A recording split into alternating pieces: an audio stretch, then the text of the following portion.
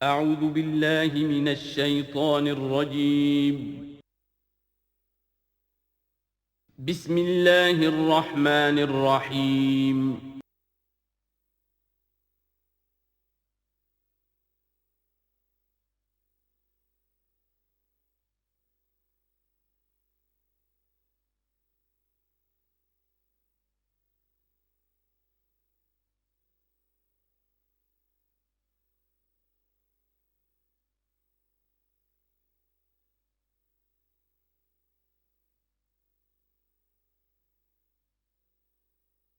بسم اللہ الرحمن الرحیم یا بنی اسرائیل اذکروا نعمتی التی انعمت علیکم وانی فضلتکم علی العالمین واتقوا یوما لا تجزی نفس عن نفس شیئا ولا يقبل منها شفاعة ولا یؤخذ منها عدل ولا هم ینصرون صدق اللہ العظیم رب اشرح لی صدری ویسر لی امری واحلل عقدۃ من لسانی یفقہوا قولی۔ جیسا کہ میں نے عرض کیا تھا، سورہ بقرہ کے 5ویں رکوع سے اور 14ویں رکوع تک تو مسلسل، بلکہ 15ویں رکوع کی بھی پہلی 2 آیات شامل کرنی ہوں گی۔ یہ 10 رکوعوں سے 2 آیات زائد ہیں کہ جن میں خطاب کل کا کل بنی اسرائیل سے ہے۔ البتہ اس میں یہ فرق ہے کہ پہلا رکوع جو ہے وہ ان کو دعوت پر مشتمل ہے، نبی اکرم صلی اللہ علیہ وسلم پر ایمان لانے کی پرزور دعوت۔ بقیہ یہ 9 رکوع جو ہیں یہ ان پر فرد قرارداد جرم ہے جو عائد کی جا رہی ہے۔ ہم نے تمہارے ساتھ یہ احسان و اکرام کیا، تم پر یہ فضل کیا، یہ کرم کیا، تمہیں یہ حیثیت دی، تمہیں یہ مقام دیا، تم نے اس طور سے اپنے اس مشن کی خلاف ورزی کی، اپنے مقام اور مرتبے کو چھوڑ کر اور دنیا پرستی اختیار کی۔ یہ جو 9 رکوع ہیں ان میں بنی اسرائیل کی تاریخ کا تو یوں سمجھیے کہ ایک بہت بڑا حصہ اور نمایاں اس کے فیچرز آئیں گے، لیکن یہ سمجھ لیجئے کہ اصل میں یہ امت مسلمہ کو بھی ایک پیشگی تنبیہ ہے کہ کوئی مسلمان امت جب بگڑتی ہے تو یہ چیزیں اس میں آ جاتی ہیں۔ چنانچہ احادیث موجود ہیں حضور کی، لَيَأْتِيَنَّ عَلَىٰ أُمَّتِي مَا أَتَىٰ عَلَىٰ بَنِي إِسْرَائِيلَ حَزْوَ النَّعْلِ بِالنَّعْلِ۔ میری امت پر بھی وہ سب حالات وارد ہوں گے جو بنی اسرائیل پر آئے، بالکل ایسے جیسے ایک جوتی دوسری جوتی سے مشابہ ہوتی ہے۔ ایک اور حدیث میں فرمایا لَتَتَّبِعُنَّ سُنَنَ مَنْ قَبْلِكُمْ، تم لازماً اپنے سے پہلوں کی پیروی کرو گے۔ اور اس میں اس حد تک بھی آپ نے وضاحت کر دی کہ اگر وہ سابق امت مسلمہ، سابق امت، اگر وہ گوہ کے بل میں گھسی تھی تم بھی گھسو گے، اور اگر ان میں کوئی بدبخت ایسا اٹھا جس نے اپنی ماں سے زنا کیا تو تم میں سے بھی کوئی شقی ایسا ضرور اٹھے گا جو یہ حرکت کرے گا۔ اس اعتبار سے ان رکوعوں کو پڑھتے ہوئے یہ نہ سمجھیے یہ اگلوں کی داستان ہے، پچھلوں کی کہانیاں ہیں، نہیں۔ خوش طرح باشد کے سر دل براں، گفتہ آیت در حدیث دیگراں، یہ ہمارے لیے ایک آئینہ ہے اور ہمیں ہر مرحلے پر سوچنا ہوگا، دروں بینی کرنی ہوگی، انٹروسپیکشن، کہ کہیں اسی گمراہی میں ہم مبتلا تو نہیں۔ دیکھتے جائیے گا۔ دوسرا نقطہ پہلے سے یہ سمجھ لیجئے، یہ جو 2 آیتیں میں نے 6 رکوع کی تلاوت کی ہیں، بعین ہی یہی 2 آیتیں 15ویں رکوع میں آئیں گی، اور اس کو یوں سمجھیے کہ یہ 2 بریکٹس ہیں۔ 9 رکوعوں کا مضمون ان 2 بریکٹس کے درمیان ہے۔ یہ 2 آیتیں یہاں سے بریکٹ شروع ہو رہی ہیں، وہ 2 آیتیں ان پر بریکٹ ختم ہو رہی ہیں، بعین ہی وہی آیات۔ ایک آیت میں تو شوشے کا بھی فرق نہیں، دوسری آیت میں صرف ترتیب بدلی ہے، مضمون وہی ہے۔ اس کے مابین جو کچھ ہے، اس سے باہر یہ جو 5واں رکوع تھا، اس کے مضامین گویا کہ ضرب کھا رہے ہیں بریکٹ کے اندر کے سارے مضامین سے۔ یہ حساب کا بہت ہی عام فہم سا قاعدہ ہے، بریکٹ کے باہر کوئی رقم لکھی ہوئی ہے جس کے بعد کوئی زبر، کوئی جمع یا تفریق اگر نہیں ہے تو وہ ضرب کھائے گی، بریکٹ کے اندر جتنی بھی ویلیوز ہیں ان کے ساتھ ضرب کھائے گی۔ تو گویا کہ ہر قدم پر حضور پر دعوت، ایمان لانے کی دعوت اس پورے معاملے میں موجود ہے، اس لیے کہ اس میں بعض آیتیں ایسی آ گئی ہیں، ایک زیادہ نمایاں ایک کم نمایاں، جن سے کچھ لوگوں کو بھگالتا ہوا یا کچھ لوگوں نے فتنہ پیدا کیا جان بوجھ کر۔ یہ فتنہ ایک بار پیدا ہوا تھا اکبر کے زمانے میں دین الہی کی شکل میں، کہ صرف خدا کو مان لینا، آخرت کو مان لینا اور نیک اعمال کرنا نجات کے لیے کافی ہے، کسی رسول پر ایمان لانا ضروری نہیں ہے۔ یہ صوفیہ میں بھی یہ فتنہ بہت بڑے پیمانے پر آیا۔ مسجد مندر ہکڑو نور، مسجد میں اور مندر میں ایک ہی نور ہے، سب مذاہب ایک ہی ہے، سارا فرق جو ہے شریعتوں کا ہے، عبادت کے ظاہری شکل کا ہے، وہ ہے رسولوں سے متعلق۔ رسولوں کو بیچ میں سے نکال دیجئے تو یہ دین الہی رہ جائے گا، اللہ کا دین۔ اتنا بڑا فتنہ تھا کہ جب ہندوستان میں سیاسی اعتبار سے، حکومت کے اعتبار سے مسلمانوں کا اقتدار چوٹی پر تھا، کلائمیکس پر، اکبر اعظم، اس وقت یہ دین الہی کا فتنہ اٹھا کہ دین محمدی کا اب دور ختم ہو گیا، وہ 1000 سال کے لیے تھا، 1000 سال پورے ہو گئے، اب الف ثانی ہے، دوسرا 1000 سال ہے، اس کے لیے نیا دین ہے، اسے دین اکبری بھی کہا گیا اور دین الہی بھی کہا گیا۔ اور اس میں ایک آیت آئے گی جس سے استدلال کیا ہے کچھ لوگوں نے۔ اس صدی میں پھر یہ فتنہ اٹھا تھا گاندھی کے فلسفے کے ذریعے سے، اور ایک بہت بڑا نابغہ انسان مسلمانوں میں سے، بہت بڑا نابغہ، جینیس، ابو الکلام آزاد، وہ بھی اس فتنے کا شکار ہو گیا۔ متحدہ قومیت، چنانچہ گاندھی اپنی پرارتھنا میں کچھ قرآن کی تلاوت بھی کراتا تھا، کچھ گیتا بھی پڑھواتا تھا، کچھ اپنشدوں سے، کچھ بائبل سے، کچھ گرو گرنتھ سے، معلوم ہو یہ سب ٹھیک ہے، سب ایک ہے، سب لوگوں کو ایک ہونا چاہیے، ایک قوم ہونا چاہیے، مذہب تو انفرادی معاملہ ہے، کوئی مسجد میں چلا جائے، کوئی مندر میں چلا جائے، گردوارے میں چلا جائے، کوئی چرچ میں چلا جائے، کوئی سینیگاگ میں چلا جائے، کیا فرق واقع ہوتا ہے؟ اس کا توڑ یہی ہے کہ سمجھ لیجئے یہ جو 7 آیتیں ہیں 5ویں رکوع کی، یہ ہے بریکٹ کے باہر، اور یہ ضرب کھا رہی ہے مسلسل، اس بریکٹوں کے درمیان جتنی بھی مضمون آ رہا ہے وہ سب ان کے تابع ہوگا۔ گویا کہ جہاں تک حضور پر ایمان لانے کا معاملہ ہے وہ انڈرسٹوڈ سمجھا جائے گا، مقدر سمجھا جائے گا ہر مرحلے پر ان 2 بریکٹوں کے مابین۔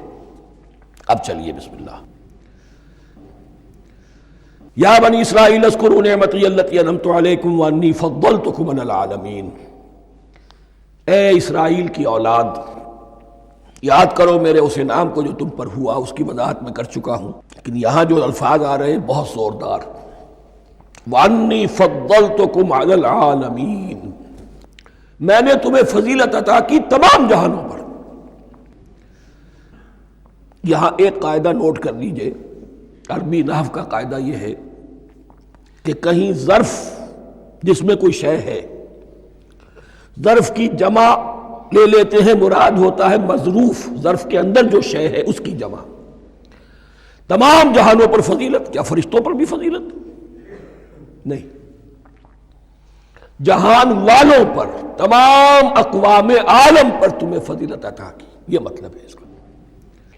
تمام عالموں پر، تمام جہانوں پر، یعنی تمام جہان والوں پر، اس انسان عالم انسانیت کے اندر جتنے بھی مختلف گروہ ہیں، نسلیں ہیں، طبقات ہیں، ان میں فضیلت۔ وَاتَّقُوا يَوْمًا لَا تَجْزِي نَفْسٌ عَن نَفْسٍ شَيْئًا، میں عرض کر چکا ہوں، اب تیسری مرتبہ پھر عرض کر رہا ہوں، اصل شیخ آخرت، محاسبہ آخرت، یہ مستحضر ہوگا تو انسان سیدھا رہے گا۔ اس میں کمزوری آ جائے، ضعف آ جائے تو باقی ایمان باللہ، ایمان بالرسالت، یہ نہ معلوم کیا کیا شکلیں اختیار کر لیں۔ دیکھیے اس آیت کے اندر 4 اعتبارات سے محاسبہ آخرت کا زور ہے۔ وَاتَّقُوا يَوْمًا، ڈرو اس دن سے، لا تجزی نفس عن نفس شیئا، جس دن کوئی جان کسی دوسرے کے کام نہ آ سکے گی، ولا يقبل منها شفاعہ، اور نہ کسی سے کوئی سفارش یا شفاعت قبول کی جائے گی، کیٹیگوریکل ڈینائل، ولا يؤخذ منها عدل، نہ کسی سے فدیہ قبول کیا جائے گا، ولا هم ينصرون، اور نہ انہیں کوئی مدد مل سکے گی۔ ہم نے طرح طرح کے عقیدے، شفاعت باطلہ کا تصور، اہل عرب سمجھتے تھے ہمیں یہ فرشتے جو ہے خدا کی بیٹیاں ہیں، یہ لات اور منات اور عزا ہم نے ان کے بت بنا رکھے ہیں، پوچھتے ہیں یہ اپنے ابا جان سے اللہ کی بیٹیاں ہیں نا، لاڈلی بیٹیاں، چھڑا لیں گے ہم۔ ہمارے ہاں بھی تصور ہے اولیاء اللہ چھڑا لیں گے۔ یا شفاعت باطلہ، خود حضور کی شفاعت کے بارے میں جو غلط تصورات ہیں، ایک شفاعت حقہ ہے، اس کی وضاحت کا یہ موقع نہیں ہے، وہ آیت الکرسی پہ جب ہم پہنچیں گے انشاءاللہ تعالیٰ اسی سورہ مبارکہ میں تو اس کی وضاحت بھی ہوگی۔ یہ سارے جو ہم نے جو گھڑ رکھے ہیں خیالات، ان کی نفی اس آیت کے حوالے سے کی۔ وَاتَّقُوا يَوْمًا لَا تَجْزِي نَفْسٌ عَن نَفْسٍ شَيْئًا، کوئی انسان دوسرے انسان کے کام نہیں آ سکتا۔ وَلَا يُقْبَلُ مِنْهَا شَفَاعَةٌ، کسی جان کی طرف سے کوئی سفارش قبول نہیں ہوگی۔ وَلَا يُؤْخَذُ مِنْهَا عَدْلٌ، نہ کوئی فدیہ قبول کیا جائے گا۔ وَلَا هُمْ يُنصَرُونَ، نہ انہیں کوئی مدد مل سکے گی۔ اب اس کے بعد اللہ تعالیٰ کے احسانات اور ان کی طرف سے جو ناشکریاں ہوئی ہیں ان کی بڑی تفصیل کے ساتھ اب بات چلے گی، تفصیل نہیں، تیزی کے ساتھ۔ یہ واقعات کئی 100 برس کے ہیں، لیکن ایک تو یہ کہ ان کی تفاصیل مکی صورتوں میں آ گئی ہیں، سب سے زیادہ سورہ اعراف میں ملے گی، اور بھی کئی صورتوں میں آپ کو مل جائے گی۔ یہاں پر تو پے بپے، جیسے کہ ایک قرارداد جرم کسی پر کی جاتی ہے تو اس میں سب گنوائے جاتے، تم نے یہ کیا، یہ کیا، یہ کیا۔ وَإِذْ نَجَّيْنَاكُم مِّنْ آلِ فِرْعَوْنَ، اور ذرا یاد کرو جب کہ ہم نے تمہیں نجات دی تھی فرعون کی قوم سے۔ يَسُومُونَكُمْ سُوءَ الْعَذَابِ، وہ تمہیں بدترین عذاب میں مبتلا کیے ہوئے تھے۔ يُذَبِّحُونَ أَبْنَاءَكُمْ وَيَسْتَحْيُونَ نِسَاءَكُمْ، تمہارے بیٹوں کو ذبح کر ڈالتے تھے اور تمہاری عورتوں کو زندہ رکھتے تھے۔ عورتیں تو پھر ان کے کام آتی تھی، گھر میں کام کاج کے لونیاں بنتی تھی، گھروں میں ڈال لیتے تھے، لیکن لڑکوں کو، اور یہ 2 موقع پر ہوا ہے بنی اسرائیل کے ساتھ، یہ بعد میں انشاءاللہ اس کی تفصیل آئے گی۔ وَفِي ذَلِكُمْ بَلَاءٌ مِّن رَبِّكُمْ عَظِيمٌ، اور یقیناً اس میں تمہارے رب کی طرف سے تمہارے لیے بڑی آزمائش تھی۔ وَإِذْ فَرَقْنَا بِكُمُ الْبَحْرَ، اور یاد کرو جب کہ ہم نے تمہارے لیے سمندر کو پھاڑ دیا یا دریا کو پھاڑ دیا۔ یہ ایک مختلف فی بات ہے کہ کس جگہ سے کراس کیا تھا بنی اسرائیل نے ایجپٹ سے سینائی پیننسولا آنے کے لیے، جزیرہ نما سینا میں۔ ایک رائے یہ کہ دریائے نیل کو کراس کر کے گئے ہیں، لیکن یہ بات غلط ہے، دریائے نیل تو مصر کے اندر ہے، وہ کبھی بھی مصر کی حد نہیں بنا۔ کسی کی رائے یہ ہے کہ جو خلیج سویز ہے، بحر قلزم جو ہے، ریڈ سی، وہ اوپر جا کر 2 کھاڑیوں میں تبدیل ہو جاتا ہے، خلیج عقبہ مشرق کی طرف اور خلیج سویس مغرب کی طرف، اور ان کے درمیان میں یہ سینائی پیننسولا جو ہے یہ تکون ہے، جیسے ہندوستان بھارت تکون ہے، ایسے یہ پیننسولا ہے، انڈین پیننسولا، سینائی پیننسولا۔ اور یہ سویس کینال تو بعد میں بنی ہے، خلیج سویس اور میڈیٹرینین بحیرہ روم کے درمیان یہ کچھ چھوٹی چھوٹی، اگرچہ چھوٹی تھی سمندر کے لحاظ سے، بہت بڑی بڑی جھیلیں تھیں، اور ان جھیلوں ہی کو پھر جوڑ جوڑ کر درمیان میں جو خشکی تھی اس کو کاٹ کر سویس کینال بنائی گئی ہے۔ اب تو یہ مسلسل ایک رابطہ ہے، لیکن معلوم ہوتا ہے کہ یا تو خلیج سویس کو کراس کیا ہے حضرت موسیٰ علیہ السلام نے، اور یہی میری رائے زیادہ یہی ہے، اس لیے کہ کوہ طور جو ہے وہ اس پیننسولا کی ٹپ پر ہے، نیچے ہے، یہاں جہاں پر ان کا قیام رہا، اور جہاں پھر حضرت موسیٰ کو 40 دن کے لیے کوہ طور پر بلا کر اور پھر انہیں تورات دی گئی ہے۔ تو معلوم ہوتا ہے کہ جو خلیج سویز ہے اسے کراس کیا ہے۔ کراس کس طرح کیا ہے کہ حضرت موسیٰ کے عصا کی ایک ضرب سے سمندر پھٹ گیا۔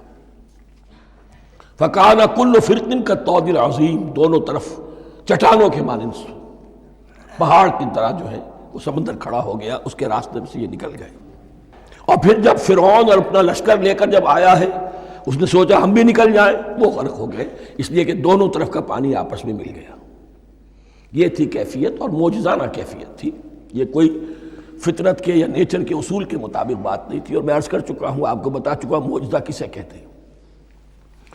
وَإِذْ فَرَقْنَا بِكُمُ الْبَحْرَ فَأَنْجَيْنَاكُمْ، جب ہم نے تمہارے لیے یا تمہارے ساتھ سمندر کو پھاڑ دیا تمہارے لیے، تمہارے گزرگاہ بنانے کے لیے، تو تمہیں تو نجات دے دی۔ وَأَغْرَقْنَا آلَ فِرْعَوْنَ وَأَنْتُمْ تَنظُرُونَ، اور تمہاری نگاہوں کے سامنے فرعون کے لاؤ لشکر کو غرق کیا، تم دیکھ رہے تھے، یہ گزر چکے تھے، اس ساحل پر کھڑے ہیں، ادھر سے یہ داخل ہوئے ہیں اور پانی دونوں طرف سے آ کر مل گیا اور یہ غرق ہو گئے۔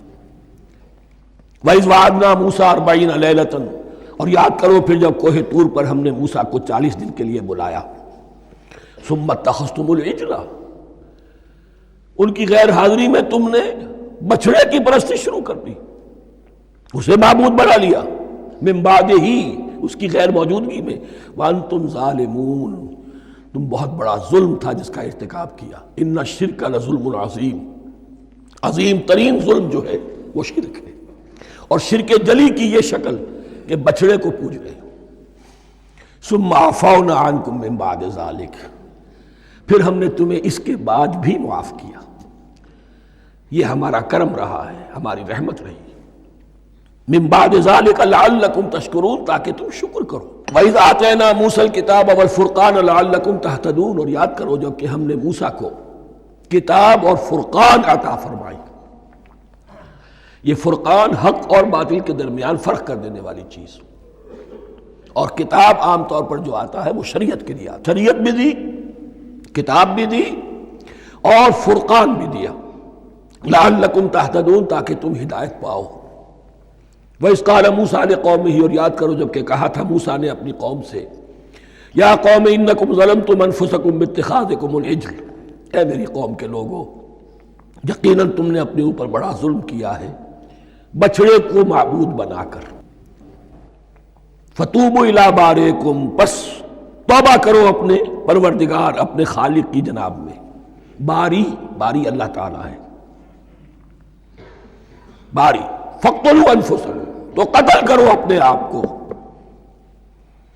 یہ چیز جو ہے تورات میں تفصیل سے آئی ہے، قرآن میں نہیں ہے۔ اسی اعتبار سے میں نے آپ کو بتایا تھا کہ تورات کا مطالعہ اس اعتبار سے مفید ہے کہ بہت سے واقعات کا قرآن میں ذکر ہے، اجمالاً اشارہ ہے، اس کی تفصیل کے لیے ہمیں تورات سے رجوع کرنا پڑتا ہے، ورنہ یہ کہ اس آیت کا صحیح مفہوم واضح نہیں ہوگا۔ فاقتلوا انفسکم، اپنے آپ کو قتل کرو، کیا مانی؟ یہ قتل مرتد کی سزا ہے۔ وہاں معلوم ہوتا ہے کہ حضرت موسیٰ نے یہ حکم دیا، 12 قبیلے تھے، ہر قبیلے میں سے کچھ لوگوں نے یہ کفر اور شرک کیا، باقی لوگوں نے نہیں کیا۔ انہیں حکم دیا گیا کہ اپنے قبیلے کے لوگ ان کو قتل کریں جو ان کے قبیلے میں سے اس کفر کے مرتکب ہوئے۔ انفسکم سے مراد یہ اپنے قبیلے کے لوگوں کو تم قتل کرو، اس لیے کہ قبائلی زندگی جو ہوتی ہے آپ کو معلوم ہے، اس میں کوئی اور قبیلہ ہاتھ لگا دے تو قبائلی عصبیت بھڑک اٹھے گی۔ 70,000 یہودی قتل ہوئے، اس سے بڑی توبہ اور ممکن نہیں، اس سے بڑا پرج، کسی بھی آئیڈیولوجیکل پارٹی کے اندر پرج بہت ضروری ہوتا۔ کچھ لوگ آ گئے ایک نظریے کو قبول کر کے، رفتہ رفتہ نظریہ اوجل ہو گیا، کچھ مفادات، کچھ چودراہٹیں یہ مقدم ہو گئی، اسی سے جماعتیں خراب ہوتی ہیں، غلط راستے پہ پڑ جاتی ہیں، تحریکیں بھٹک جاتی ہیں۔ تو آئیڈیولوجیکل پارٹیز، نظریاتی جماعتیں پرج کرتی رہتی ہیں کہ جو بھی ہمارے نظریے سے ہٹ گئے اب ان کو ہم کاٹ کر علیحدہ کر۔ یہی سے قتل مرتد، تو یہ چیز حدیث میں ہے یا پھر قرآن میں یہاں ہے۔ اس حوالے سے جو لوگ ہمارے ہاں بعض علماء بھی ہیں، جدید دانشور ہیں، جو قتل مرتد کی جو حد ہے اسلام میں اس کو تسلیم نہیں کرتے، لیکن میرے نزدیک یہ شریعت موسوی کا تسلسل ہے کہ شریعت موسوی کی جس شے کو بدلا نہ گیا ہو، جس کے بارے میں صراحتاً یہ معلوم نہ ہو کہ یہ شے تبدیل کر دی گئی، تو وہ شریعت محمدی کا جز بن گئی۔ زنا پر رجم کا معاملہ بھی یہی ہے۔ قرآن مجید میں رجم کی صریح آیت کوئی موجود نہیں ہے، حدیث میں ہے۔ قرآن مجید میں مرتد کے قتل کے لیے کوئی آیت موجود نہیں ہے، حدیث میں ہے، سنت میں ہے، اور دونوں کی کا جو منبع ہے وہ اصل میں تورات ہے۔ تو اس بات کو اچھی طرح نقل کر دیجئے۔ یہ جگہ اکثر لوگ جو ہے یہاں بہت سرسری طور سے گزر جاتے ہیں، یہ بہت اہم ہے۔ اور اس کے لیے تورات کی طرف رجوع کیجئے. 70,000 6 لاکھ کل تھے جب یہ مصر سے نکلے ہیں. 6 لاکھ تھے. کتنے عرصے کے بعد پیننسولا پہنچے ہیں، سینائی پیننسولا میں اور طور میں کچھ اور ان کی تعداد بڑھ گئی ہوگی، لیکن یہ کہ ان میں سے 70,000 کو قتل کیا اپنے ہاتھوں سے. ہر قبیلے نے اپنے جو مرتد تھے ان کو اپنے ہاتھ سے قتل کیا. فَتُوبُوا إِلَىٰ بَارِئِكُمْ فَاقْتُلُوا أَنفُسَكُمْ ذَلِكُمْ خَيْرٌ لَكُمْ عِندَ بَارِئِكُمْ، یہی تمہارے لیے تمہارے رب کے نزدیک بہتر بات ہے. فَتَابَ عَلَيْكُمْ، تو اللہ نے تمہاری توبہ قبول کر لی. توبہ قبول کس طرح ہوئی؟ یہ تزکیہ ہوا ہے امت کا کہ ان میں سے جن لوگوں نے اتنی بڑی غلط حرکت کی ہے ان کو کاٹ کر، ذبح کر کے، ان کو قتل کر کے پھینک دیا. انہ هو التواب الرحیم، یقیناً وہ تو ہے ہی بہت توبہ کا قبول فرمانے والا اور بہت رحم فرمانے والا. وَإِذْ قُلْتُمْ يَا مُوسَىٰ لَن نُّؤْمِنَ لَكَ حَتَّىٰ نَرَى اللَّهَ جَهْرَةً، ایک اور واقعہ ان کی تاریخ کا. اور یاد کرو جب کہ تم نے کہا تھا اے موسیٰ ہم تو تمہاری بات نہیں مانیں گے. ایمان کے بعد جب لام کا حرف آئے تو اس کے معنی صرف تصدیق کے ہوتے ہیں. لن نؤمن لک، ہم آپ کی بات کی تصدیق نہیں کریں گے حتی نری اللہ جہرتاً، جب تک کہ ہم دیکھ نہ لیں اللہ کو عیاناً. ہمیں کیا پتا اللہ نے یہ کتاب دی آپ کو، آپ تو لے کر آ گئے. ہمارے سامنے تو پتھر کی کچھ تختیاں ہیں، اس پہ کچھ لکھا ہوا، کس نے لکھا ہمیں کیا پتا. اب دیکھیے ایک حضرت موسیٰ کی خواہش تھی رب ارنی انظر الیک، وہ کچھ اور شے تھی.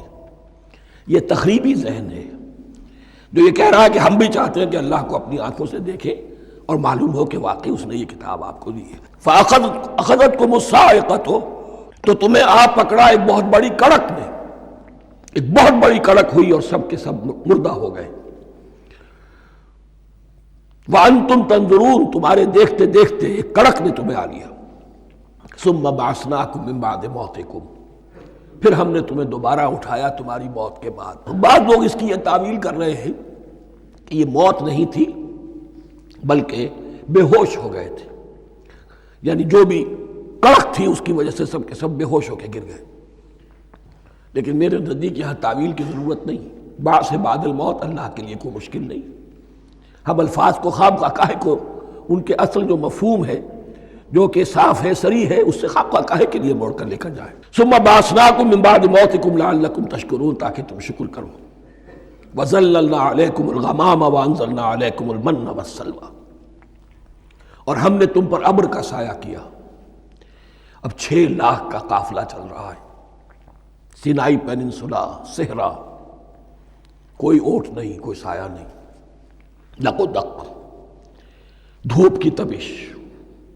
تو اللہ کا فضل ہوا کہ ایک سائے کی طرح ابر جو ہے ان کے ساتھ ساتھ جہاں جہاں وہ جا رہے ہیں وہ ابر ان پر سایہ کیے ہوئے. وَأَنزَلْنَا عَلَيْكُمُ الْمَنَّ وَالسَّلْوَىٰ، کھانے کو کچھ نہیں تو من اور سلوہ نازل کیے گئے. من ایسے اترتا تھا رات کے وقت کہ جیسے شبنم کے قطرے ہوتے ہیں، لیکن وہ ہوتا تھا کسی ایسی چیز کا جس میں شیرینی تھی، اور پھر وہ زمین پر آ کر جم کر وہ ایک گویا کے دانہ بن جاتے تھے. یہ ان کا اناج ہو گیا. کاربوہائیڈریٹ سپلائی اس سے ہو گئی، من سے. اور سلوہ ایک خاص قسم کا پرندہ بٹیر کی شکل کا جو بے پناہ بڑی تعداد میں ان کے بڑے بڑے جھنڈ آتے تھے شام کے وقت، اور وہ ان کے ڈیرا جہاں ہوتا تھا اس کے گرد وہ اتر آتے تھے، اور رات کی تاریکی میں یہ آسانی سے ان کو پکڑتے تھے، ان کو کھاتے تھے بھون کر، اور یہ ان کی پروٹین ہو گئی. پوری غذا جو ہے اللہ تعالیٰ نے ان کو فراہم کر دی. وَأَنزَلْنَا عَلَيْكُمُ الْمَنَّ وَالسَّلْوَىٰ كُلُوا مِن طَيِّبَاتِ مَا رَزَقْنَاكُمْ، کھاؤ ان پاکیزہ چیزوں کو جو ہم نے تمہیں عطا کی ہیں. وَمَا ظَلَمُونَا، ہم نے تو ان پر کوئی ظلم نہیں کیا. وَلَٰكِن كَانُوا أَنفُسَهُمْ يَظْلِمُونَ، لیکن وہ خود ہی اپنے اوپر ظلم ڈھاتے رہے، ہر قدم پر نافرمانی اور ناشکری. اس کی بھی ناشکری آگے آ جائے گی چل کر، من و سلوہ سے بھی ناشکری کی انہوں نے. وَإِذْ قُلْنَا ادْخُلُوا هَٰذِهِ الْقَرْيَةَ فَكُلُوا مِنْهَا حَيْثُ شِئْتُمْ رَغَدًا وَادْخُلُوا الْبَابَ سُجَّدًا وَقُولُوا حِطَّةٌ نَغْفِرْ لَكُمْ خَطَايَاكُمْ. اور یاد کرو جب کہ ہم نے تم سے کہا تھا اس شہر میں داخل ہو جاؤ اور پھر کھاؤ اس میں سے با فراغت جہاں سے چاہو جو چاہو، لیکن دیکھنا دروازے میں داخل ہونا جھک کر اور کہتے رہنا مغفرت مغفرت مغفرت، ہم تمہاری خطاؤں سے درگزر فرمائیں گے۔ اس آیت کو سمجھنے کے لیے ذرا تاریخی بات سمجھ لیجئے۔ صحرائے سینا میں آنے کے بعد اور یہ جو کتاب تورات انہیں مل گئی تھی، اس کے بعد حضرت موسیٰ علیہ السلام کے ہی زمانے میں انہیں جہاد اور قتال کا حکم ہوا۔ اس سے پوری قوم نے انکار کر دیا، یہ سورہ مائدہ میں آئے گا۔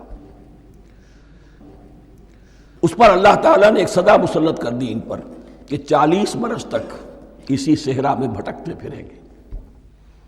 اگر یہ ابھی قتال کرتے، جہاد کرتے، تو پورا فلسطین ان کے ہاتھ پر ابھی فتح کرا دیتے، لیکن چونکہ انہوں نے بزدلی دکھائی ہے، اب سزا یہ ہے فَإِنَّهَا مُحَرَّمَةٌ عَلَيْهِمْ 40 سَنَةً يَتِيهُونَ فِي الْأَرْضِ، اب 40 برس تک یہ اسی صحرا میں بھٹکتے پھریں گے، اور ارض فلسطین جو ان کے لیے ارض موعود تھی وہ ان پر حرام کر دی گئی 40 سال کے لیے۔ اس 40 سال کے عرصے میں حضرت موسیٰ کا بھی انتقال ہو گیا، حضرت ہارون کا بھی ہو گیا، اور اس عرصے میں ایک نئی نسل پیدا ہوئی۔ وہ جو غلامی کا داغ اٹھائے ہوئی نسل آئی تھی مصر سے، جن کے اندر مورل کیریکٹر جو ہے وہ بہت کمزور ہو جاتا ہے، وہ پوری نسل ختم ہو گئی، نئی نسل اب پیدا ہوئی۔ 40 برس صحرا میں پیدا ہوئے، یہی پلے بڑھے، ان میں اب ایک جذبہ تھا۔ حضرت موسیٰ کے پھر جو خلیفہ تھے یوشع ابن نون، جوشوا، تورات میں ان کا نام جوشوا ہے، یوشع، ان کی سرکردگی میں اب بنی اسرائیل کی اس نئی نسل نے قتال کیا، جنگ کی، اور پہلا شہر جو فتح ہوا وہ اریحا۔ آج بھی وہ شہر جو ہے جیریکو جو آپ دیکھتے ہیں خبروں کے اندر آتا ہے بار بار، اریحا اس کا پرانا نام ہے، یہ شہر فتح ہوا۔ اس فتح کی بات کا تذکرہ ہو رہا ہے۔ یاد کرو جب کہ ہم نے تم سے کہا تھا اس بستی میں، اس شہر میں داخل ہو جاؤ فاتحانہ، اور پھر جو کچھ یہاں ہے، جو نعمتیں ہیں، ان سے متمتع ہو، کھاؤ پیو، لیکن داخل ہونا سجدہ کرتے ہوئے، مراد کیا؟ جھک کر، یعنی ایسا نہ ہو کہ تکبر کی وجہ سے تمہاری گردنیں اکڑ جائیں، گردنیں جھکا کر اللہ کا احسان مانو، یہ نہ سمجھو کہ یہ فتح تم نے حاصل کی۔ اس کی تفسیر اصل میں نظر آتی ہے حضور کی شخصیت میں، کہ جب فتح مکہ کے موقع پر مکے میں داخل ہوئے ہیں تو جس سواری پر آپ بیٹھے ہوئے تھے، آپ کی پیشانی اس کی گردن کے ساتھ جڑی ہوئی تھی۔ یہ وقت ہوتا ہے جب کہ تکبر اور تعلی، فاتح کی حیثیت سے آنا، اور بندہ مومن کے لیے یہی وقت ہے تواضع کا، جھکنے کا۔ وَقُولُوا حِطَّةٌ، حتیٰ یحط تو کہتے ہیں جھاڑ دینے کو، تو اس کے معنی کیا ہے؟ اے اللہ ہمارے گناہ جھاڑ دے، مغفرت، اے اللہ ہمیں مغفرت، ہماری مغفرت فرما، جو خطائیں ہو گئی بخش دے۔ قولوا حِطَّةٌ، تمہاری زبان پر استغفار ہونا چاہیے، تمہاری گردنیں جھکی ہوئی ہونی چاہیے۔ نغفر لکم خطایاکم، اگر تم اس پر عمل کرو گے ہم تمہاری خطائیں جو ہیں انہیں معاف فرما دیں گے۔ وسنزید المحسنین، اور جو تم میں محسن ہوں گے انہیں اور بھی زیادہ دیں گے، اور انعام و اکرام آئیں گے۔ فبدل الذین ظلموا قولا غیر الذی قیل لہم، تو ان میں سے جو ظالم تھے، جو بد کردار تھے، انہوں نے بدل دیا، ایک اور قول اختیار کر لیا اس قول کی جگہ جو انہیں کہا گیا تھا حتہ حتہ، انہوں نے کہنا شروع کیا حنطہ حنطہ، ہمیں تو گیہوں چاہیے۔ یہ بعد میں ابھی آ جائے گا اگلے رکوع کے اندر، کہ من و سلوہ سے ان کی طبیعتیں بھر گئی تھی ایک ہی چیز کھا کے۔ اب وہ کہہ رہے تھے کوئی چیز ہمیں جو ہے زمین کی روئندگی میں سے، پیداوار میں سے، تو وہ ان کے زبان پر انہوں نے مذاق اڑاتے ہوئے گویا کہ حضرت موسیٰ علیہ السلام کے ذریعے سے حکم ملا ہے، استہزاء کر رہے ہیں، حتۃ کی بجائے حنطۃ۔ فَأَنزَلْنَا عَلَى الَّذِينَ ظَلَمُوا رِجْزًا مِّنَ السَّمَاءِ بِمَا كَانُوا يَفْسُقُونَ، تو جن لوگوں نے یہ حرکت کی تھی ان پر ہم نے آسمان سے ایک بہت بڑا عذاب نازل کیا۔ تورات سے معلوم ہوتا ہے کہ پلیگ آئی، اور جنہوں نے یہ حرکت کی تھی وہ سب کے سب ہلاک ہو گئے یریکو کے اندر، بما كانوا يفسقون، بسبب اس نافرمانی کے جو انہوں نے کی۔ وَإِذِ اسْتَسْقَىٰ مُوسَىٰ لِقَوْمِهِ فَقُلْنَا اضْرِب بِّعَصَاكَ الْحَجَرَ، اب یہ پھر صحرائے سینا کا واقعات آ رہے ہیں، ان میں ترتیب زمانی نہیں ہے۔ اریحا کی فتح جو ہے حضرت موسیٰ کے بعد ہے، لیکن اب یہاں پہ پھر ابھی وہ جو صحرائے تیہ میں جب بھٹک رہے تھے پھر اس کا ذکر ہے۔ وَإِذِ اسْتَسْقَىٰ مُوسَىٰ لِقَوْمِهِ فَقُلْنَا اضْرِب بِّعَصَاكَ الْحَجَرَ، اور جب کہ موسیٰ کی قوم نے موسیٰ سے پانی طلب کیا۔ اب صحرا میں آپ کو معلوم ہے جہاں پڑاؤ تھا اب وہاں پانی نہیں ہے، 6 لاکھ ہو 7 لاکھ ہو کتنے افراد ہو، پانی چاہیے۔ وَإِذِ اسْتَسْقَىٰ مُوسَىٰ لِقَوْمِهِ فَقُلْنَا اضْرِب بِّعَصَاكَ الْحَجَرَ، تو ہم نے کہا کہ اپنے عصا سے ضرب لگاؤ چٹان پر۔ فَانْفَجَرَتْ مِنْهُ اثْنَتَا عَشْرَةَ عَيْنًا، تو اس سے 12 چشمے پھوٹ بہے۔ فجر کہتے ہیں کسی شے کے پھٹ کر کوئی چیز برآمد ہو۔ فجر جو ہوتی ہے، فجر کا وقت رات کی تاریکی کا پردہ چاک ہوتا ہے اور سپیدہ سحر نمودار ہوتا ہے۔ فَانْفَجَرَتْ مِنْهُ اثْنَتَا عَشْرَةَ عَيْنًا، تو 12 چشمے پھوٹ بہے۔ قَدْ عَلِمَ كُلُّ أُنَاسٍ مَشْرَبَهُمْ، یہاں اناس سے کیا مراد ہے؟ ہر قبیلہ، ہر قبیلے نے اپنا گھاٹ معین کر لیا۔ 12 قبیلے تھے، اگر علیحدہ علیحدہ نہ ہوتا معاملہ، 12 چشمے اسی لیے دیے گئے کہ لڑے نہ جھگڑے نہ۔ پانی تو بہت بڑی چیز ہے، کہیں پانی پینے پلانے پہ جھگڑا اور کہیں گھوڑا آگے بڑھانے پہ جھگڑا، یہ تو قبائلی زندگی کے اندر ہوتی ہی چیزیں۔ تو اس اعتبار سے اللہ تعالیٰ نے ان کے لیے یہ سہولت کی کہ 12 چشمے پھوٹ بہے۔ قد علم کل اناس مشربہم، ہر ایک نے اپنا گھاٹ جان لیا، معین کر لیا۔ کلوا واشربوا من رزق اللہ، گویا کہ کہہ دیا گیا کہ کھاؤ اور پیو اللہ کے رزق میں سے۔ ولا تعثوا فی الارض مفسدین، اور زمین میں فساد مچاتے نہ پھرو۔ کھانے پینے کے لیے پانی بھی ادھر آ گیا، کھانے کے لیے من و سلوہ آ گیا۔ اب دیکھیے ان کی ناشکری۔ وَإِذْ قُلْتُمْ يَا مُوسَىٰ لَن نَّصْبِرَ عَلَىٰ طَعَامٍ وَاحِدٍ، یاد کرو جب کہ تم نے کہا تھا اے موسیٰ ہم ایک کھانے پر تو صبر نہیں کر سکتے، کھا کھا کے بکھتا گئے ہیں من و سلوہ۔ فَادْعُ لَنَا رَبَّكَ، تو ذرا اپنے رب سے دعا کرو، پکارو ہمارے لیے اپنے رب کو۔ یخرج لنا، وہ نکالے ہمارے لیے مما تنبت الارض، زمین کی روئیدگی اور پیداوار میں سے، نباتات ارضی میں سے، من بقلہا، اس کی ترکاریاں، وقصائہا، اور ککڑیاں، کھیرے اور ککڑیاں، ان سب کے لیے یہ لفظ ہے۔ وفومہا، ایک ترجمہ گیہوں کیا گیا ہے لیکن میرے نزدیک زیادہ صحیح ترجمہ ہے لہسن، اور سرائے کی زبان میں بھی اور ممکن ہے کہ سندھی میں بھی ہو تھوم، تھوم کہتے ہیں لہسن کو، یہ فوم کی بدلی ہوئی شکل ہے، اس لیے کہ یہی علاقہ ہے جس میں عرب آئے تھے، تو عربوں کی زبان کے بہت سے الفاظ جو ہیں اس سرائے کی زبان میں خاص طور پر وہ بہت زیادہ، تو تھوڑی سی شکل بدل کر وہ کافی تعداد میں موجود ہے۔ وعدسہا، اور دال خاص طور پر مسور کی، وبصلہا، اور پیاز۔ اب جو چٹخارے جس سے بنتے ہیں سالن کے، ان کی زبانیں وہ چٹخارے مانگ رہی۔ ظاہر بات ہے کہ اگر وہ سلوا بھی تھا، بٹیرا ہے، اسے آگ کے اوپر ذرا سا تپایا اور کھایا، وہ ایک ہی خاص قسم کی غذا ہے جو چل رہی ہے۔ اسی طرح من جو ہے وہ ایک خاص قسم کا سیریل ان کے لیے بن گیا ہے، لیکن یہ جو چٹخارے ہیں یہ تو لہسن سے ہے، پیاز سے ہے، ترکاریوں سے ہے، ان تمام چیزوں سے، دال کا اپنا ایک ذائقہ ہے۔ قال تستبدلون الذی هو ادنی بالذی هو خیر، حضرت موسیٰ نے فرمایا کیا تم وہ شے بدلے میں لینا چاہتے ہو اس کے، کیا وہ شے جو کمتر ہے بدلے میں چاہتے ہو اس کے کہ جو بہتر ہے؟ من و سلوہ کہیں بہتر ہے اللہ کی طرف سے جو تمہیں دیا گیا ہے، تم اس سے تمہارا جی بھر گیا ہے، اس کو ہاتھ سے دے کر چاہتے ہو کہ یہ ادنا چیزیں تمہیں ملے۔ اہبطوا مصرا، اب یہ لفظ آ گیا اہبطوا۔ اب ظاہر بات ہے یہ آسمان سے زمین پر اترنے کے لیے لفظ نہیں ہے اہبطوا، یہاں اس کا ترجمہ صحیح ہوگا سیٹل ڈاؤن سم ویئر۔ اگر زمین کی یہ چیزیں چاہیے تو کہیں سیٹل ہو جاؤ اور کاشت کرو، بیج ڈالو، آبیاری کرو، یہ ساری چیزیں تمہیں مل جائیں۔ اہبطوا مصرا، کہیں سیٹل ڈاؤن ہو جاؤ، کہیں اتر پڑو کسی بستی میں، کسی علاقے میں۔ فَإِنَّ لَكُمْ مَا سَأَلْتُمْ، تمہیں مل جائے گا جو کچھ کہ تم نے مانگا۔ وَضُرِبَتْ عَلَيْهِمُ الذِّلَّةُ وَالْمَسْكَنَةُ وَبَاءُوا بِغَضَبٍ مِّنَ اللَّهِ، اب یہ ہے ان کی وہ خباثتیں، ان کے وہ ناشکریاں، ان کی وہ معصیتیں، ان پر جو آخری حکم دیا جا رہا ہے، جو اگر آپ برا نہ مانیں تو میں عرض کروں گا آج یہود پر اتنا اپلیکیبل نہیں ہے جتنا مسلمانوں پر ہے۔ ضربت علیہم الذلۃ والمسکنۃ وباؤوا بغضب من اللہ۔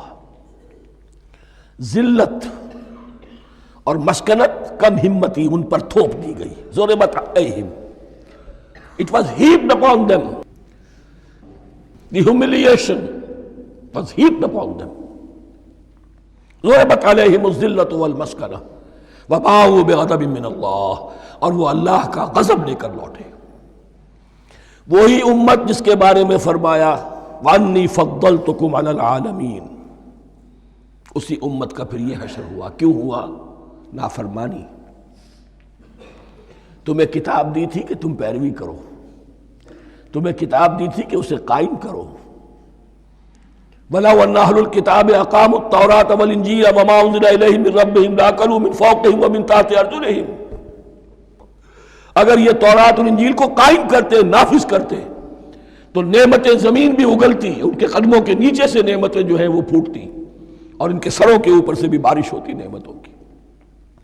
لیکن اگر تم نے اس کو چھوڑ کر اپنی خواہشات، اپنے نظریات، اپنے خیالات، اپنا تمرد، اپنی سرکشی، اپنی حاکمیت، اپنی مصلحتیں، اپنی عقل، اس کو بالا تر کیا، تو پھر جو قوم اللہ کے قانون کی، اللہ کی ہدایت کی، اللہ کی کتاب کی امین ہوتی ہے دنیا میں، وہ اللہ کی ریپریزنٹیٹیو ہوتی ہے، نمائندہ ہوتی ہے۔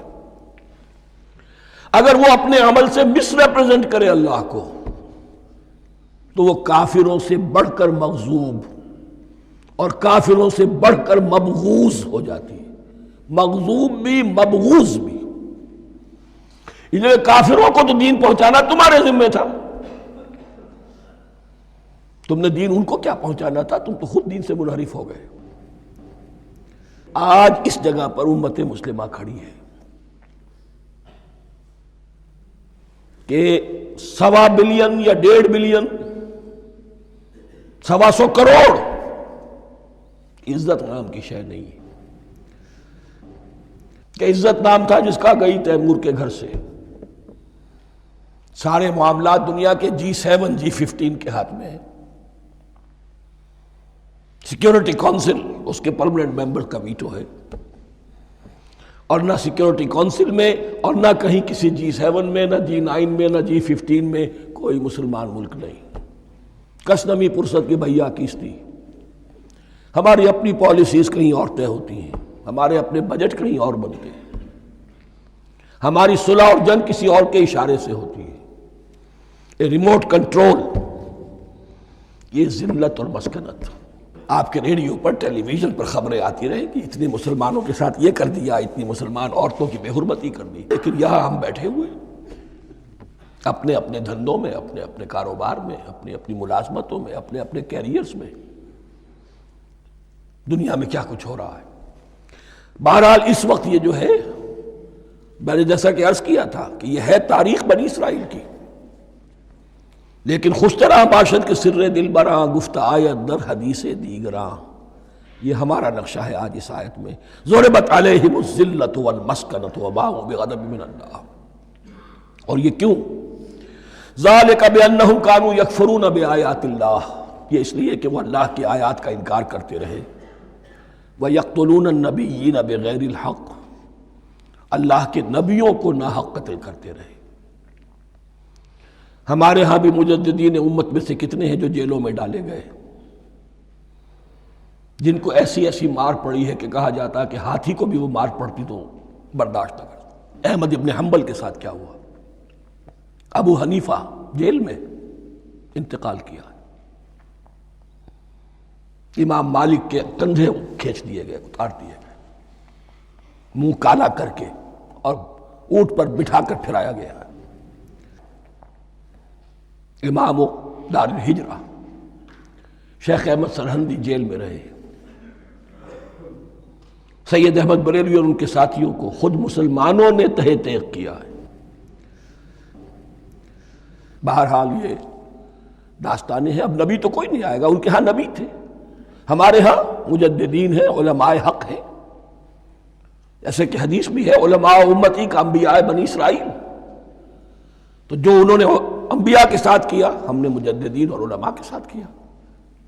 ذالک بما عصوا وکانوا یعتدون، اور یہ ہوا ان کی نافرمانیوں کی وجہ سے اور حد سے تجاوز کرنے کی وجہ سے۔ اللہ تعالیٰ تو ظالم نہیں ہے، اللہ نے تو اونچا مقام دیا تھا، ہمیں بھی خیر امت قرار دیا، کنتم خیر امت اخرجت للناس تأمرون بالمعروف وتنہون عن المنکر وتؤمنون باللہ۔ اب اگر ہم نے وہ اپنا مشن چھوڑ دیا تو ذلت اور مسکنت وہ ہمارا مقدر بن گئی۔ اللہ کا قانون اور اللہ کا عدل بے لاگ ہے، وہ فرام امہ ٹو امہ چینج نہیں ہوتا۔ سنت اللہ جو ہے لن تجد لسنت اللہ تحویلا ولن تجد لسنت اللہ تبدیلا، اللہ کی سنت بدلتی نہیں۔ بنی اسرائیل کا جو حشر ہوا آج وہ ہمارا ہو رہا ہے۔ بہرحال اس پر میری جو کتاب ہے سابق اور موجودہ مسلمان امتوں کا ماضی حال اور مستقبل، اس کا مطالعہ کیجیے۔ اب آ گئی وہ آیت کہ جس سے استدلال کیا گیا ہے کہ ایمان بالرسالت نجات کے لیے ضروری نہیں ہے۔ ان الذین آمنوا والذین ہادوا والنصارى والصابئین من آمن باللہ والیوم الآخر وعمل صالحا فلہم اجرہم عند ربہم ولا خوف علیہم ولا ہم یحزنون۔ یقیناً جو لوگ ایمان لائے، اور اس سے مراد ہے جو ایمان لائے حضور پر، محمد پر صلی اللہ علیہ وسلم، والذین ہادوا، اور جو یہودی ہو گئے، والنصارى، اور نصرانی، والصابئین، اور صابی وہ لوگ تھے عراق کے علاقے میں رہتے تھے جو کہتے تھے کہ ہم دین ابراہیمی پر ہیں، لیکن ان کے ہاں بھی بہت کچھ بگڑ گیا تھا، جیسے حضرت ابراہیم کی نسل، حضرت اسماعیل کی نسل بگڑ گئی تھی، تو اس طرح وہ بھی بگڑ گئے تھے۔ ستارہ پرستی زیادہ تر ان کے ہاں تھی۔ من آمن باللہ والیوم الآخر، جو کوئی بھی ایمان لایا اللہ پر اور یوم آخر پر، وعمل صالحا، اور اس نے عمل کیے اچھے، فلہم اجرہم عند ربہم، تو ان کے لیے محفوظ ہے ان کا اجر ان کے رب کے پاس، ولا خوف علیہم ولا ہم یحزنون، اور نہ ان پر کوئی خوف ہوگا اور نہ وہ کسی حزن سے دوچار ہوں گے۔ ظاہر الفاظ کے اعتبار سے دیکھیے کہ یہاں ایمان بالرسالت کا ذکر نہیں ہے۔ ویسے تو اگر کوئی اس سے یہ غلط استدلال کرتا ہے تو اس کا پہلا جو اصولی جواب ہے وہ تو یہ ہے کہ ایسی حدیثیں بھی موجود ہے من قال لا الہ الا اللہ دخل الجنہ، تو اس کے کیا معنی ہے؟ صرف کہنے سے جنت میں داخل ہو جائیں گے، کسی عمل کی ضرورت نہیں؟ جواب یہ دیا جائے گا پورے قرآن کو سامنے رکھو، پورے حدیث کے ذخیرے کو سامنے رکھو، کسی ایک جگہ سے کوئی ایک نتیجہ نکال لینا وہ صحیح نہیں۔ لیکن اس کے علاوہ وہ اصول جو میں بیان کر چکا ہوں کہ یہ سلسلہ شروع کہاں سے ہوا ہے، 5واں رکوع، وَآمِنُوا بِمَا أَنزَلْتُ مُصَدِّقًا لِمَا مَعَكُمْ وَلَا تَكُونُوا أَوَّلَ كَافِرٍ بِهِ۔ انہیں ایمان کی زوردار دعوت سے تو یہ ساری بات شروع ہوئی ہے۔ اب فصاحت اور بلاغت کا یہ تقاضا ہے کہ بار بار اس کو دہرایا نہ جائے، وہ بات انڈرسٹوڈ رہے گی، مقدر رہے گی، سمجھی جائے گی کہ ہر جگہ پر وہ موجود ہے، اس لیے کہ ساری گفتگو ہو رہی ہے اسی کے حوالے سے۔ وَآمِنُوا بِمَا أَنزَلْتُ مُصَدِّقًا لِمَا مَعَكُمْ وَلَا تَكُونُوا أَوَّلَ كَافِرٍ بِهِ وَلَا تَشْتَرُوا بِآيَاتِي ثَمَنًا قَلِيلًا وَإِيَّايَ فَاتَّقُونِ۔ اس حوالے سے یوں سمجھیے اب اس آیت کو کہ یہاں پر کچھ الفاظ محذوف مانے جائیں گے۔ ان الذین آمنوا والذین ہادوا والنصارى والصابئین من آمن باللہ والیوم الآخر وعمل صالحا فی ایامہم فلہم اجرہم عند ربہم ولا خوف علیہم ولا ہم یحزنون۔ ہر دور میں جبکہ ابھی حضرت عیسیٰ نہیں آئے تھے تو جو بھی یہودی تھے اس وقت تک، حضرت موسیٰ کے ماننے والے، وہ جو بھی اللہ پر ایمان رکھتے تھے اور نیک عمل کرتے تھے، آخرت کو مانتے تھے، ان کی نجات ہو جائے گی۔ لیکن حضرت عیسیٰ کے آنے کے بعد ان کو نہیں مانا، اب وہ کافر قرار۔ لیکن اب حضرت عیسیٰ کے آنے کے بعد جب تک حضور نہیں آئے جو بھی مانتا ہے، لیکن یہ کہ شرط یہی ہوگی کہ اپنے اپنے زمانے میں، اصل میں نفی جس بات کی جا رہی ہے وہ یہ ہے کہ یہ نہ سمجھو کہ کسی گروہ میں ہونے سے نجات ہوتی ہے، نجات کسی گروہ میں ہونے کی وجہ سے نہیں ہے، نجات کی بنیاد ایمان اور عمل صالح ہے۔ کسی رسول پر ایمان لانا اپنے دور کے رسول پر وہ تو لازم ہے، لیکن یہ ہے کہ اس پر ایمان تو لے آئے اور وہ عمل صالح نہیں ہے تو نجات نہیں ہوگی۔ تو یہ اپنے اپنے دور میں، اپنے اپنے زمانے میں ہر امت کے لیے وَلِكُلِّ أُمَّةٍ أَجَلٌ، قرآن مجید کے ایک مقام پر آیا ہے، ہر امت کے لیے ایک خاص معین مدت ہے۔ اس معینہ مدت میں اب ظاہر بات ہے جو لوگ حضور کی بعثت سے پہلے فوت ہو گئے ان پر تو کوئی ذمہ داری نہیں تھی حضور پر ایمان لانے کی، اور ایسے لوگ تھے، ایسے موحدین مکے میں موجود تھے جو یہ کہتے تھے کعبے کے پردے پکڑ پکڑ کر، اے اللہ ہم صرف تجھے پوجنا چاہتے ہیں، صرف تیری بندگی کرنا چاہتے، لیکن جانتے نہیں کیسے کریں۔ یہ بات موجود تھی اور ان کا انتقال بھی ہو گیا۔ یہ زید، سعید ابن زید، سعید جو حضرت عمر کے بہنوئی تھے اور وہ عشرہ مبشرہ میں سے ہیں، ان کی اہلیہ حضرت فاطمہ بنت خطاب، ان دونوں کے ایمان کو اللہ نے ذریعہ بنایا حضرت عمر کے ایمان کا، اور یہ والد تھے سعید کے زید، وہ یہ کہتے ہوئے دنیا سے چلے گئے حضور کی ابھی بعثت ہی نہیں ہوئی تھی، اے اللہ میں صرف تیری بندگی کرنا چاہتا ہوں، کیسے کروں یہ نہیں جانتا۔ اسی کو ذہن میں رکھیے، اہدنا الصراط المستقیم جو میں نے کہا تھا، ایک سلیم الفطرت انسان، سلیم العقل انسان توحید تک پہنچ جاتا ہے، آخرت کو پہچان لیتا ہے، لیکن اب کیا کروں؟ اس شریعت کے لیے، ان احکام کے لیے وہ دستے سوال دراز کرنے پر مجبور ہے۔ الحمدللہ رب العالمین الرحمن الرحیم مالک یوم الدین ایاک نعبد و ایاک نستعین اہدنا الصراط المستقیم۔ اسی صراط المستقیم کی دعا کا یہ جواب اب آئے گا، شروع ہوگا سورہ بقرہ سے، یہ کرو یہ نہ کرو، یہ فرض ہے، یہ تم پر لازم کیا گیا، یہ چیز حرام کی گئی، وغیرہ وغیرہ۔ ان الذين آمنوا والذين هادوا والنصارى والصابئين من آمن بالله واليوم الآخر وعمل صالحا، اور محذوف الفاظ فی ازمنتہم، اپنے اپنے زمانے میں، یا فی ایامہم، فلہم اجرہم عند ربہم ولا خوف علیہم ولا هم یحزنون۔ وَإِذْ أَخَذْنَا مِيثَاقَكُمْ وَرَفَعْنَا فَوْقَكُمُ الطُّورَ، اور ذرا یاد کرو جب کہ ہم نے تم سے عہد لیا، قول و قرار لیا، اور تمہارے اوپر اٹھا دیا طور کو، پہاڑ کو۔ جب تورات دی گئی تو اس وقت ایک کیفیت معجزانہ طور پر ایسی پیدا کی گئی، ان کے اوپر ایک رعب ڈالنے کے لیے اور خشیت قلب میں پیدا کرنے کے لیے کوہ طور اٹھا کر معلق کر دیا گیا۔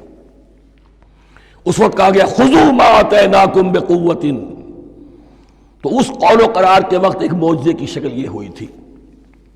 وَإِذْ أَخَذْنَا مِيثَاقَكُمْ وَرَفَعْنَا فَوْقَكُمُ الطُّورَ خُذُوا مَا آتَيْنَاكُمْ بِقُوَّةٍ وَاذْكُرُوا مَا فِيهِ لَعَلَّكُمْ تَتَّقُونَ، پکڑو اس کو مضبوطی کے ساتھ جو ہم نے تمہیں دیا ہے، اس حدیث، اس کتاب کو، تورات کو، اس شریعت کو، ان احکام کو۔ وَاذْكُرُوا مَا فِيهِ، اور یاد رکھو اسے جو کچھ کہ اس میں ہے، لَعَلَّكُمْ تَتَّقُونَ، تاکہ تم بچ سکو۔ ثُمَّ تَوَلَّيْتُم مِّن بَعْدِ ذَلِكَ، پھر تم نے روگردانی کی اس کے بعد، اس میثاق کو توڑا، میثاق الست کو توڑا تھا، اور دوسرے یہ میثاق شریعت جو تم سے لیا گیا اس کو بھی توڑا۔ ثم تولیتم من بعد ذلک فلولا فضل اللہ علیکم ورحمتہ لکنتم من الخاسرین، پھر اگر اللہ کا فضل تمہارے شامل حال نہ ہوتا اور اس کی رحمت تمہاری دستگیری نہ کرتی رہتی، بار بار تمہیں معاف کیا، تمہیں مہلت دی، تو اگر یہ چیز نہ ہوتی تو اسی وقت سے تم خسارہ پانے والے اور تباہ ہونے والے ہو جاتے۔ وَلَقَدْ عَلِمْتُمُ الَّذِينَ اعْتَدَوْا مِنْكُمْ فِي السَّبْتِ، اور تمہیں خوب معلوم ہے تم میں سے وہ لوگ جنہوں نے سبت کے قانون کو توڑا، حد سے تجاوز کیا۔ یہ واقعہ تفصیل کے ساتھ سورہ اعراف میں آئے گا کہ ان کی شریعت میں ہفتے کا روز معین کر دیا گیا تھا، کوئی دنیاوی کام نہیں ہوگا۔ آج بھی وہ لوگ جو ہے سبت کو، جو بھی پریکٹسنگ جیوز ہیں، وہ اس کی پابندی کرتے ہیں، وہ بڑی شدت سے کرتے ہیں۔ لیکن ایک زمانے میں ایک خاص ان کا قبیلہ تھا کہ جس نے ایک بڑے ہی شرعی ہیلہ ایجاد کر کے اس قانون کی دھجیاں بکھیری، تفصیل ہم پڑھیں گے سورہ اعراف میں۔ وَلَقَدْ عَلِمْتُمُ الَّذِينَ اعْتَدَوْا مِنْكُمْ فِي السَّبْتِ، اور تمہارے علم میں ہے تمہارے وہ لوگ کہ جنہوں نے سبت کے قانون کے ضمن میں خلاف ورزی کی، فَقُلْنَا لَهُمْ كُونُوا قِرَدَةً خَاسِئِينَ، تو ہم نے کہہ دیا ان کو کہ ہو جاؤ ذلیل بندر، ان کی شکلیں مس کر دی گئی، انہیں بندروں کی شکل میں تبدیل کر دیا گیا۔ فَجَعَلْنَاهَا نَكَالًا لِمَا بَيْنَ يَدَيْهَا، پھر ہم نے اس واقعے کو یا اس بستی کو ایک بنا دیا مثال، لوگوں کے لیے ان کی عبرت کے سامان بنا دیا، ان کے لیے بھی جو سامنے موجود تھے اس زمانے کے لوگ، اور ان کے لیے بھی جو بعد میں آنے والے تھے۔ وَمَوْعِظَةً لِّلْمُتَّقِينَ، اور اسے ایک نصیحت، ایک سبق آموزی کی بات بنا دیا اہل تقویٰ کے لیے۔ وَإِذْ قَالَ مُوسَىٰ لِقَوْمِهِ إِنَّ اللَّهَ يَأْمُرُكُمْ أَن تَذْبَحُوا بَقَرَةً، اور یاد کرو جب کہ موسیٰ نے اپنی قوم سے کہا یقیناً اللہ تمہیں حکم دیتا ہے کہ گائے کو ذبح کرو۔ یہ واقعہ میں پہلے آپ کو بتا دوں، پھر ہم یہ آیات تیزی سے پڑھ لیں گے۔ بنی اسرائیل میں ایک شخص قتل ہو گیا، عامیل نامی، اور قاتل کا پتہ نہیں چل رہا تھا۔ اللہ تعالیٰ نے حضرت موسیٰ کے ذریعے سے انہیں حکم دیا کہ ایک گائے کو ذبح کرو اور اس کے جسم کے ایک ٹکڑے سے اس مردے کو چھوؤ، وہ جی اٹھے گا اور وہ بتا دے گا میرا قاتل کون ہے۔ اب یہ معجزات کی شکل ہے جو بار بار آ رہے ہیں، اور سابق اس امت کے اندر معجزات کا آپ کو بہت عمل دخل ملے گا۔ اس میں ایک تو یہ کہ گائے کو ذبح کرنا، وہ گائے کے تقدس کا جو ان کے دل میں ذہن میں تھا، تو ذبح کرنے سے اس کے اوپر بھی گویا کہ ایک تلوار چلائی گئی، اور پھر انہیں دکھا بھی دیا گیا کہ ایک آدمی زندہ بھی ہو سکتا ہے، بعد سے بعد الموت کا بھی ایک نقشہ دکھا دیا گیا انہیں۔ لیکن انہیں جب یہ حکم ملا اور ان کے دلوں کے اندر وہ بچڑے کی اور گائے کی تقدیس جو ہے وہ پلی ہوئی تھی، اب انہوں نے سوال کر کے کسی طریقے سے بچنے کے لیے مین میخ نکالی، کیسی گائے ہو، کیا رنگ ہو، کس طرح کی ہو، کس عمر کی ہو۔ بالآخر یہ کہ جب ہر طرف سے گھیراؤ ان کا ہو گیا اور سب چیزیں جو ہیں ان کے سامنے واضح کر دی گئیں، تب انہوں نے یوں سمجھیے چاروں ناچار بادل ناخواستہ اس حکم پر عمل کیا۔ بس اب ترجمہ کر لیجئے۔ وَإِذْ قَالَ مُوسَىٰ لِقَوْمِهِ إِنَّ اللَّهَ يَأْمُرُكُمْ أَن تَذْبَحُوا بَقَرَةً، اور یاد کرو جب کہ موسیٰ نے کہا اپنی قوم سے کہ اللہ حکم دیتا ہے تمہیں کہ گائے کو ذبح کرو۔ قَالُوا أَتَتَّخِذُنَا هُزُوًا، انہوں نے کہا کیا آپ ہمارے ساتھ کوئی ٹھٹھا کر رہے ہیں، مذاق اڑا رہے ہیں، یہ کیا بات آپ کہہ رہے ہیں؟ قَالَ أَعُوذُ بِاللَّهِ أَنْ أَكُونَ مِنَ الْجَاهِلِينَ، فرمایا میں اللہ کی پناہ طلب کرتا ہوں اس سے کہ میں جاہلوں میں سے ہو جاؤں، کہ میں ان دین کے معاملات کے اندر استہزاء اور تمسخر کو شامل کر دوں۔ قالوا ادع لنا ربك يبين لنا ما هي، اب انہوں نے کہا اچھا ایسی بات ہے تو ذرا اپنے رب سے دعا کیجئے کہ وہ ہم پر واضح کر دے کہ وہ کیسی ہو۔ قال انه يقول، حضرت موسیٰ نے فرمایا اللہ تعالیٰ فرماتا ہے انها بقرة لا فارض ولا بکر، وہ ایک ایسی گائے ہونی چاہیے کہ جو نہ بوڑھی ہو نہ بالکل بچھیا ہو، عوان بین ذالک، ان کے بین بین ہو۔ فَفَعَلُوا مَا تُؤْمَرُونَ، تو اب کر گزرو جو تمہیں حکم دیا گیا۔ قَالُوا ادْعُ لَنَا رَبَّكَ يُبَيِّن لَنَا مَا لَوْنُهَا، اب انہوں نے پھر کہا ذرا ایک دفعہ اور دعا کیجئے اپنے رب سے، وہ ہمیں بتا دے اس کا رنگ کیسا ہونا چاہیے۔ قَالَ إِنَّهُ يَقُولُ إِنَّهَا بَقَرَةٌ صَفْرَاءُ فَاقِعٌ لَوْنُهَا تَسُرُّ النَّاظِرِينَ، فرمایا اللہ فرماتا ہے کہ وہ گائے ایسی ہونی چاہیے زرد رنگ، شوخ رنگ، شوخ زرد رنگ کی، چمکیلی، جو دیکھنے والوں کو خوب اچھی لگے، پسند آئے، دل میں کھپ جانے والی۔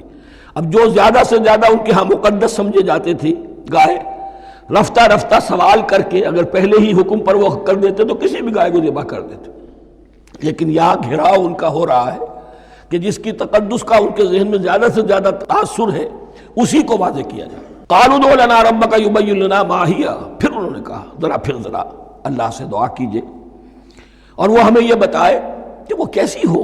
ان البقرہ تشابہ علینا، یقیناً ہم کچھ شبے میں پڑ گئے ہیں، یہ گائے کا معاملہ مشتبہ ہو گیا ہے ہم پر۔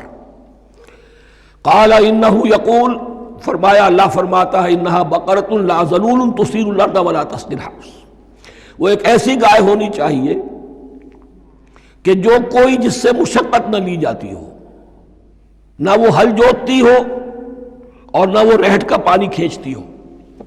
تسیر الارض، نہ تو وہ زمین کو جوتنے میں، ہل چلانے میں کام نہیں لی جائے، ولا تسقی الحرث، اور نہ کھیتی کو پانی پلانے کے لیے وہ پانی کھینچنے میں استعمال کیا جائے۔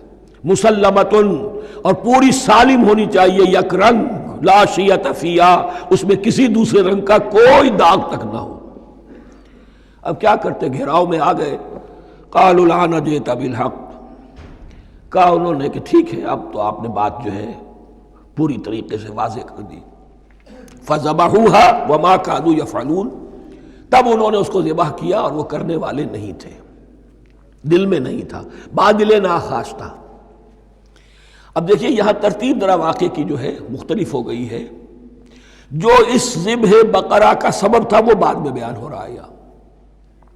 تورات میں چونکہ واقعات کو اس طریقے سے بیان کیا ہے لہذا وہاں ترتیب دوسری ہے۔ وَإِذْ قَتَلْتُمْ نَفْسًا فَادَّارَأْتُمْ فِيهَا، اور یاد کرو جب کہ تم نے ایک جان کو قتل کیا تھا اور اس کا الزام تم ایک دوسرے پر لگا رہے تھے، یعنی کسی کا پتہ نہیں چل رہا تھا قاتل کون ہے۔ وَاللَّهُ مُخْرِجٌ مَا كُنتُمْ تَكْتُمُونَ، اور اللہ تعالیٰ فیصلہ کر چکا تھا کہ جو کچھ تم چھپا رہے ہو اسے نکال کر رہے گا، واضح کرے گا۔ فَقُلْ اضْرِبُوهُ بِبَعْضِهَا، تو ہم نے حکم دیا کہ اس کی لاش کو اس گائے کے ایک ٹکڑے سے، اس کے جسم کے ایک حصے سے ضرب لگاؤ۔ كَذَلِكَ يُحْيِي اللَّهُ الْمَوْتَىٰ، اور دیکھو اس طریقے سے اللہ مردوں کو زندہ کر دے گا۔ تھوڑی دیر کے لیے وہ زندہ ہوا اور اس نے اپنے قاتل کا نام بتا دیا۔ وَيُرِيكُمْ آيَاتِهِ لَعَلَّكُمْ تَعْقِلُونَ، اور وہ تمہیں دکھاتا ہے اپنی آیات تاکہ تم عقل سے کام لو۔ اب جو الفاظ آ رہے ہیں بہت سخت ہیں، بہت سخت ہیں، لیکن ان کو پڑھتے ہوئے درون بینی ضرور کیجیے گا، اپنے اندر جھانکیے گا۔ ثُمَّ قَسَتْ قُلُوبُكُمْ، پھر تمہارے دل سخت ہو گئے۔ جب دین میں ہیلے بہانے نکالے جانے لگے اور ہیلوں بہانوں کے ذریعے سے شریعت کے احکام سے بچا جائے، اللہ کو دھوکہ دینے کی کوشش کی جائے، اس کا جو نتیجہ نکلتا ہے وہ دل کی سختی ہے۔ ثم قست قلوبکم، پھر تمہارے دل سخت ہو گئے۔ فہی کالحجارۃ او اشد قسوہ، تو وہ تو اب پتھروں کے مانند ہیں بلکہ سختی میں ان سے بھی زیادہ شدید ہے۔ یہ ویسے بھی فصاحت اور بلاغت کا بھی بڑا ایک عمدہ مقام ہے قرآن کا۔ وَإِنَّ مِنَ الْحِجَارَةِ لَمَا يَتَفَجَّرُ مِنْهُ الْأَنْهَارُ، پتھروں میں سے تو ایسے بھی ہوتے ہیں جن میں سے چشمے پھوٹ بہتے ہیں۔ وَإِنَّ مِنْهَا لَمَا يَشَّقَّقُ فَيَخْرُجُ مِنْهُ الْمَاءُ، اور ایسے بھی ہیں جو شق ہو جاتے ہیں، پتھر چٹانیں، ان میں سے پانی برآمد ہو جاتا ہے۔ وَإِنَّ مِنْهَا لَمَا يَهْبِطُ مِنْ خَشْيَةِ اللَّهِ، اور ان میں وہ بھی ہوتے ہیں جو اللہ کے خوف سے گر پڑتے ہیں۔ وَمَا اللَّهُ بِغَافِلٍ عَمَّا تَعْمَلُونَ، اور اللہ تعالیٰ غافل نہیں ہے اس سے کہ جو تم کر رہے ہو۔ یہ کیفیت جو ہے ثُمَّ قَسَتْ قُلُوبُكُمْ فَهِيَ كَالْحِجَارَةِ أَوْ أَشَدُّ قَسْوَةً، ہے کون؟ یا بنی اسرائیل اذکروا نعمتی التی انعمت علیکم وانی فضلتکم علی العالمین، جن پر 1400 برس ایسے گزرے کہ کوئی لمحہ ایسا نہ تھا کہ نبی موجود نہ ہو، جنہیں 3 کتابیں دی گئیں۔ لیکن یہ کہ اپنی بدعملی، عقائد میں بھی مین بیخ کر کے اپنے آپ کو بچانے کے راستے نکال لینا، اعمال میں بھی ہیلوں کے ذریعے سے، کتاب الحیل کے ذریعے سے اپنے آپ کو ذمہ داریوں سے مبرہ کر لینا، اس کا نتیجہ پھر یہ نکلتا ہے۔ اللہ تعالیٰ مجھے اور آپ کو اس انجام بد سے بچائے۔ بارک اللہ لی ولکم فی القرآن العظیم ونفعنی وإیاکم بالآیات والذکر الحکیم۔